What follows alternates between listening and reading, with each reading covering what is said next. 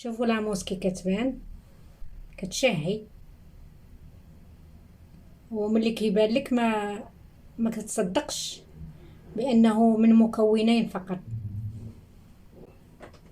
السلام عليكم ورحمة الله تعالى وبركاته، وبالصلاة على النبي محمد صلى الله عليه وسلم يحلو الحديث والكلام. من قناة ليناتيوب كنرحب بكم، كنشارك معكم هذا العصير، عصير الطاقة المعتمد في رمضان عندي وعند العائلة ديالي. هذا هو العصير اللي كنشارك معكم، عصير الطاقة. نتمنى يعجبكم، ديروا شير ولايك لا فيديو حتى تعم الفائدة، وهذا العصير يستافدوا منه العديد من الناس، خاصة أصحاب الريجيم راه يصلح ليهم. هو صالح للكل، لجميع الطبقات. مقادير العصير الصحي اللي كيعطي الطاقة في رمضان: موزتين و15 حبة تمر.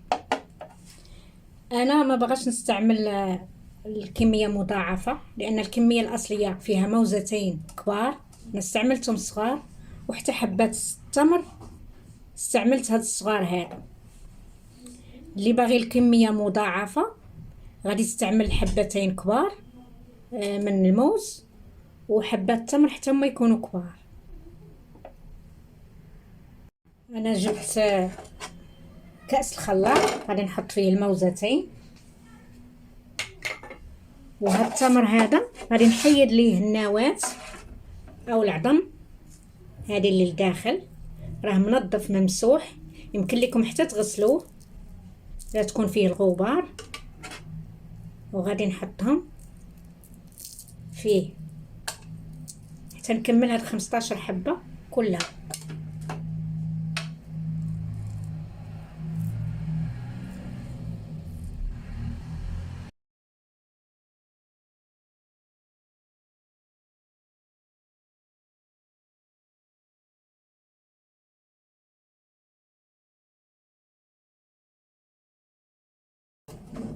هانتوما راني تعمدت باش تشوفوا هذا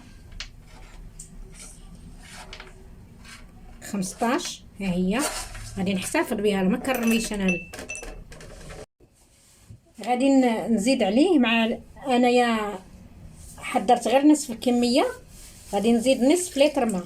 الا كانت الكميه مضاعفه كانوا الحبات كبار كيكون لتر ماء. وهذا العصير راه دون سكر، يعني صحي مليار في المئة، كيعطي الطاقة في رمضان، يعطي القوة والطاقة. دابا غادي نطحنو.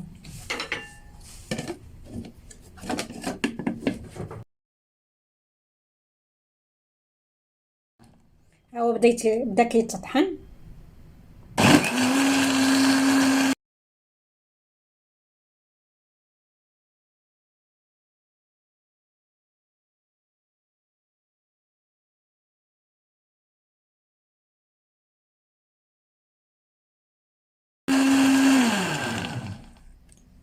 ها هو تطحن، ها هو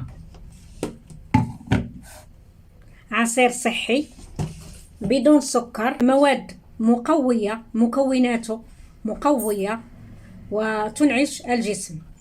بما انه تطحن غادي نكبوه في اي اناء.